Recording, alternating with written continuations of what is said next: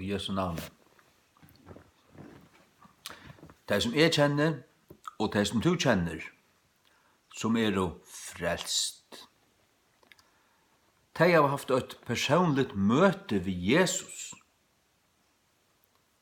De har hørt evangeliet. De har vendt seg til han personliga. Personliga, de fra sin hjärsta. Og en møte eller privat.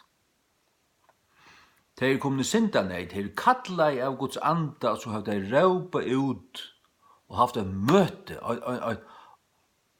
en løte her, de visste til at de møtte Jesus. Og så det bliven kjent vid han, og så har de fyllt honom. De hans lærersvøgnar. De Guds bøtt. Og en kyrkja som lærer innlimann og i kyrkjuna, gjør noen kyrkjelige handlingar av en preste, badnadøp, nu skal det konfirmerast, og ditt og datten, nu vi tver i kyrkju, vi tar en av bonchen her, vi setter okkur her, og vi sitter her, ønsken frelstra, du kon.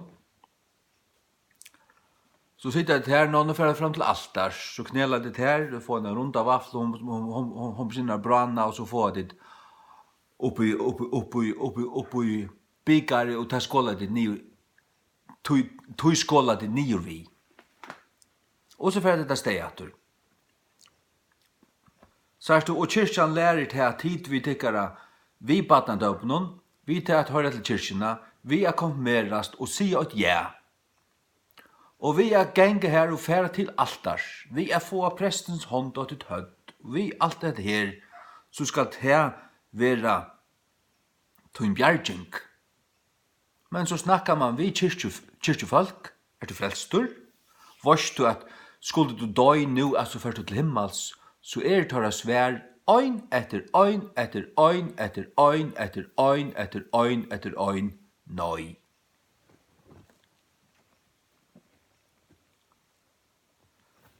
Hver nyest då må man så gjøre om at det er skrampelig her. Tid til at sakramentalistiske kristendommer av antikristi. Lika vust som paven antikrist.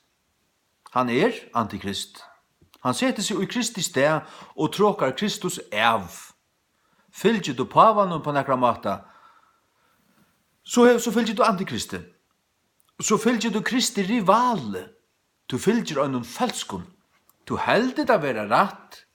Nå jeg, og den kyrkjan kallar seg Maur-kyrkjan. Hvis du ikke hører til, hon sier, se føa deg. Bibelen sier til at god føy dere. Bibelen sier ikke til at kyrkjan føy dere på nekra måte. Og Bibelen tåsar ikke eit år om nekra sakramentet, nekra stedene. Katolska kyrkjan har 6 sakramenter, Luther fakkar det ned til 2, og kallar det sakramenter. Bibelen kallar ikke for sakramentet. Bibelen tåsar om Herrens bor som en forskrift. Bibelen tåsar ikke om vattendaupen som en forskrift, men som nekka som Jesus sier vi skulle gjøre.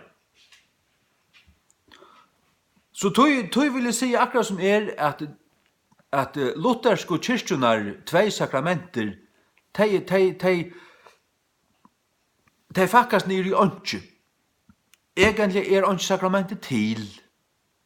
Vil jeg det være Jesu Kristi kyrkja, så vil jeg si at vi ikke komme ut ur luthersk og kyrkjene og stående i en fri kyrkjo.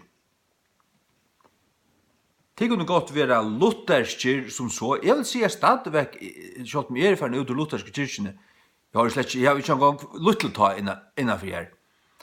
Så nekva at som tryggve og lærere til lutherst, tog at oppe alder i heimamisjonene. Så læreren og det som jeg har lært av Mikvalsmøte her, 8 år oppi av loften og i misjonshusene glivron. Det er lutherst. Og det halde fast vi tog at negva av det sudji i skriftene. Men sakramenter sudji ikkje i skriftene. Ikkje ått til øynasta ått.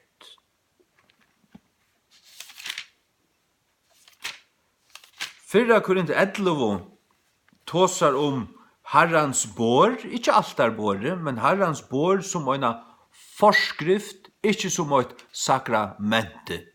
Sakrament er et latungst år, sakrament.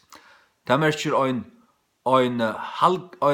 høylavgjering, eller nekka høylagt ting, sakra merker høylagt, ment er akkurat som ting.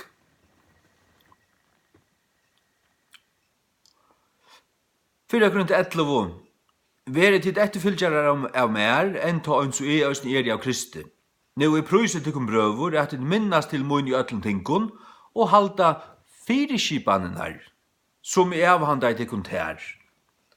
Så kommer man inn av forskjellige fyrirskipaner om tjunaband, om mann og kon og ditten datten. Vers 23 samme kapittel, her kommer man inn av Herrans bår. Og han kallar det bara minnesmålt i Herrans, altså det er bara til kvöldmålt i Herrans, det er ikke engang et altar. Hva skal hendre en altare? Her er okkur offra, vi offra ikke. Vi koma og vi minnast Herran. Vi etter ikke han. Herren er bara boi okkur til at tar vi gjerra etter her, så ofta som vi tar gjerra, så gjerra vi til hans avminningar, eller til endurminningar han. Og vi bo hans deg inntil han kjemur. Fyrir okkur sjálfum, fyrir þeir som sutja det, fyrir þeir som yfirhøver sutja okkur gjerra det. Vi tar en føreska King James husmann i høyt, tar vi møtast, så brauda vi brei og drekka ribenasaft, som jeg har her i kvöld. Vi lesa 4 Korint 11 og 23 og ut, og hava en brei brauding. Ja, og det kan jeg gjøre, det kan en annan gjøre, det kan en tredje gjøre. Han skal bare være tryggvande. Vi tar unga prest. Men, og kunne jo en prester komme og møte tjokken? Ja, hvis han satt stidler, og helt munn. Var kommet for å lære, han har ikke lært akkur nekka som helst. Ikke nekka som helst. Nei. Og dauperen, ja, til Matteus 28. Det er altså under vatten. Det er ikke trudjar dråpar av vatten på høtte. Men det er tar du frelstur, så skal du døypa statan av. Matteus 28 fra Nujan. Fære til tessvegna og lære i atla tjauer, døypande teg i navn fægersins og sonarins og halgandans, lærande teg a djeva ötlen uten ans, og hverjum som helst vi av boi tikkun. Og så er vi tikkun atlan ved, alt er at enda veraldaren er. Amen. Anki sakramentet tvattlig er bort. Ikke njeia. Sars du, antikrist eller krist. Til antikristus eller Kristus. Vel du antikrist, så du valgt Kristus fra. Og så er du ikke Kristus a gjerra. Tror du sakramentalistisk kristendom, så har du sett nekka og i plasset til sann kristendom, og til at tråkar sann kristendom fra. Tror du av sakramentalismo, tror du av sakramentene i folkekirkene, og at færre jøknen til å fylja tog og bare være limur her, og færre til altars her, at jeg skal bjerga til her, så er det forbannavur. Forbannavur. Til å tråka at sånne frelsene fra der, til å tro en falsk glede på skapet, og vi har som først i helvete. Hatt en falsk glede på skapet, hatt glede på skapet antikrists. Hatt løvder av pavadømenen, og når jeg tog at sånn frelst folk som jeg kjenner i ødeladommen, hvert øyneste åkt, er blevet frelst til et evangelisk møte, edla høyma seg sjølven. Evig tryggvande i 30 år. Så innan 15 år, jeg var godt nok frafallen i 6 år. Men ikke frelst tryggvande folk som jeg kjenner tåsar om at jeg fikk nekka vi nekka altarbor. Ikke inn i eia. Og gjør det til så det forvirra. Du her forstår ikke. Du forstår ikke her. Det som du fast alt. Du fast alla Guds nøye til du er frelstur. Og er du ikke frelstur, så er du null. Du er anga Guds nøye.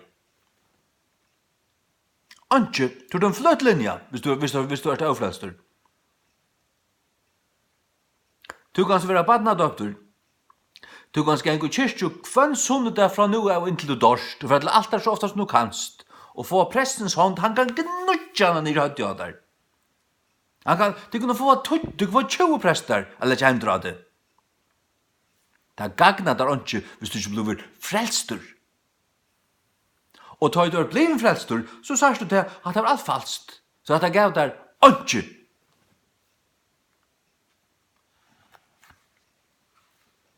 Så at det er en falsk vevn. Jeg sier sakramentalistisk kristendommer er fra antikristi, han er fra Satan.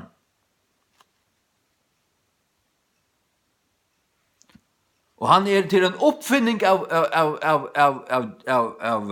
Satan, for jeg gjeva der nekka som ljauar og lujtjist og sier seg være det sanna, men lujtet og atast det heldur ikke du først nyer vitt og i. Men først du at evangelisk møte, eller at leser Bibelen og kommer til sanna trygg og møter Jesus, så er du frelstur. Og ta hev du ikke brug for noen preste,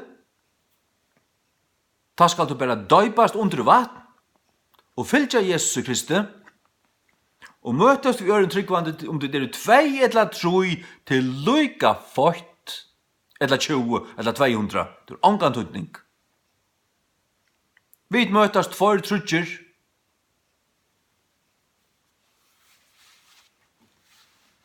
og Herren er ui akkurat mittu. Herren lova det. Det året fikk flere fylgjande kvöld til 4. Matteus 18, 20. Tu hver som 2 eller 3 sauna i saman i mun og navne, her er og i torra mittu. Matteus 18, 20. Tu hver som 2 eller 3 sauna i saman i mun og navne, her er og i torra mittu. Halleluja. Jeg skal hava Jesus. Så har vi evet liv, frelsuna, himmelen, ånden kommer til feiren, ånden kommer et feiren utan vi mer, sier Jesus. Og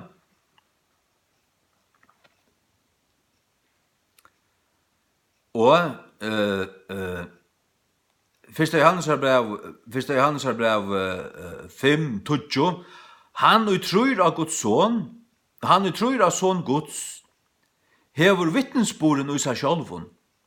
Han utrur ikkje god, hever gjørst han til han lignara, av til at han tror ikkje tar fragrøying som god gav om sonsun.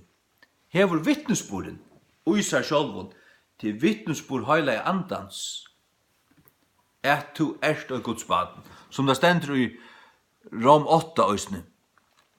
Sjálvur anden vittnar vi anda okkara at vi Guds bønn.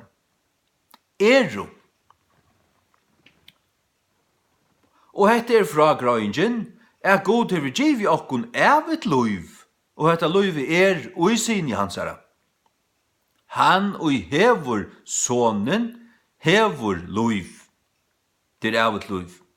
Og han og hevur ikkje Guds son hevur ikkje luiv.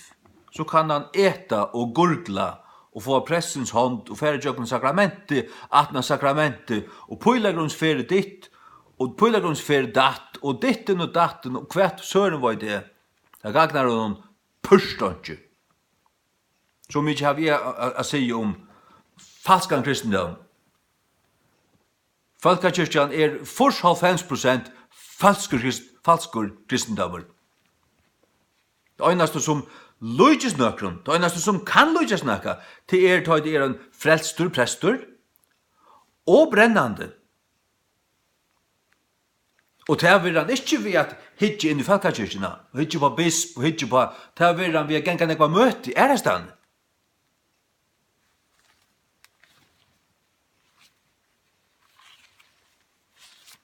Så er det her. Paulus lyser tvøyfalt forbannelse om han er kvant han som bor en annan Jesus. Sakramentalisme og sakramentalisme er en annan Jesus.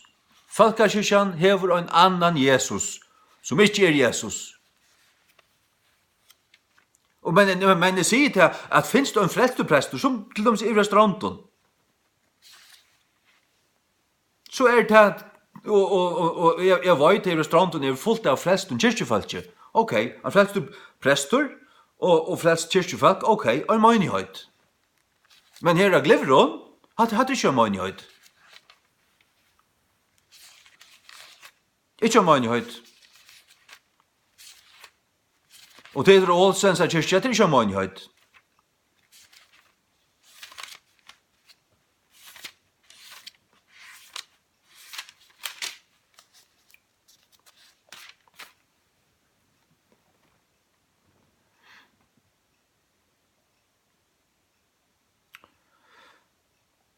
Galaterbrevet 8:6. Jeg undrest av at det så kjøtt er bortflutter fra honom som kallar i tikkun inn i nøye i Krists, et øynen øren gledebåskapet, som ikke er en annar, men til å være sommer som avregva tikkun, og vil du spilt gledebåskap Krists. Men til at vid et en angel fra himne, præt ikke tikkun nekran annan gledebåskap enn han, som vi tar prætika tikkun, veri han bannavur. Og som vi søtte avur, så sier jeg nu attur, nekar præt ikke tikkun nekran annan gledebåskap, enn han til det var tidsi vi, til å si tidsi vi og ble frelster vi, veri han bannavur. Tar som prætika tikkun sakramentalismo, bannair, til en annar Jesus, til en falsk gledebåskapur.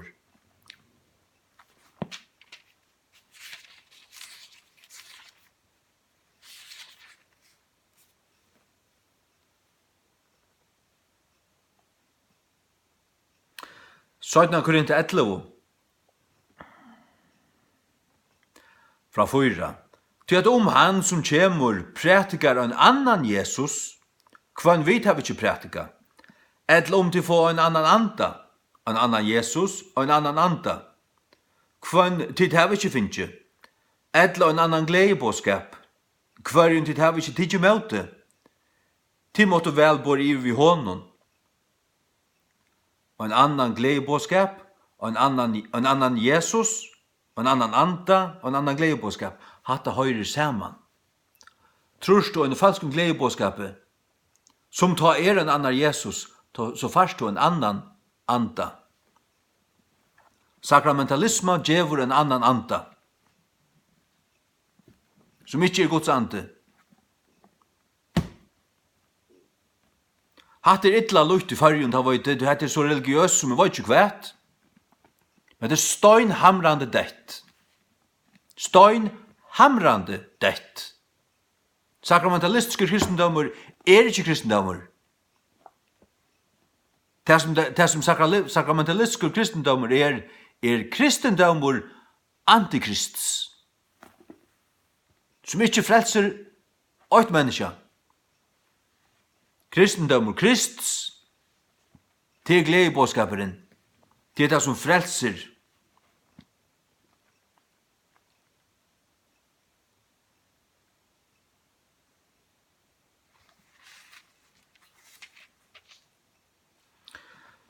Rom 8:16. Til det skammest ikke ved gledebåskap Krists, til at han er kraftgods til frelse for kvønt han som tror, for jødan fyrst, og øysene fire grikkan. Jeg var 15 år, da jeg ble frelstur. 26. januar 1946. 12. oktober året 4 da vi kom mer av. Jeg fører jøkken alt her, pressens hånd, og alt det her, og alt det her, rundt av vaflo og kjatt av vøyn jeg skulle nye vi. Ta nytt her meg ikke inn og eia, da gav meg ikke. Og så gikk jeg i kyrkju vi ommo fra ta av, og så kom jævlen, så fikk han en bibel fra ommo og begynte å lese, og begynte å be Jesus frelsa meg. Så drømmer jeg at Jesus kommer atter og i etter. Så dagen etter så ble vi bjøver til Misjonsviko. Og her færre jeg. Og her vil gledebåskapen rett båavur av frelstun feltje. Og så vil man sette på valg og hjertet fra doka kallavur. 3 kvölde takk Jesus i for 20 vittnon for frelsena. Ta blei frelstur. Alt mot liv og æren til. Hver jeg for evig til altars og alt dette her. Det ikke nytta. Ikke inn i øya. Og òsni, at han at det bare frelstur. Fyrir til altars som det kallast. Det gav meg ikke. Jeg har langt å finne alt som var å få ta jeg fikk Jesus. Ta fikk jeg løyve. Jeg fikk ikke møyr, eller minne, eller noe. Møyr eller minne til hvordan brennende du erst. Til hvordan nær Jesus tær. Men du eter han ikke. Det kannibalisme. Og det Baals tvatl. Det antikrists kristendommer, og han falskur. Han kallast sacerdotalisme, han kallast nikolaisme, og han kallast sakramentalisme. Og det falkakirkjan for en større part. 95%. Hon kan ta og vente om, og ropa seg, gnuppa seg, og vaska seg innast til åttast, og prestene kunne vente om, og tar flest røyde om til å komme ut i henne. Ut i henne. Og Jesu navnet. Kvoi? Tøy at lutherska kyrkjan og på heimsbasis hever langt skriva under et konkordat vid Vatikanet at reformasjonen hon utviska. Videre 8 vid tikkun. Og det det, så det under åkje, så det gjenger under åk sammen med antikristi, og så kunne det bæra dolkast og ta gjerra det døsne. Det tingjast nyer, og det utvattnast, og så kunne det ikke, så orska det ikke djeva noe annet ut enn at Satans nudja sottmalan, og det orska ikke Guds år, og det gonger bæra nira bakka tjadukon. Jeg void. Vakne.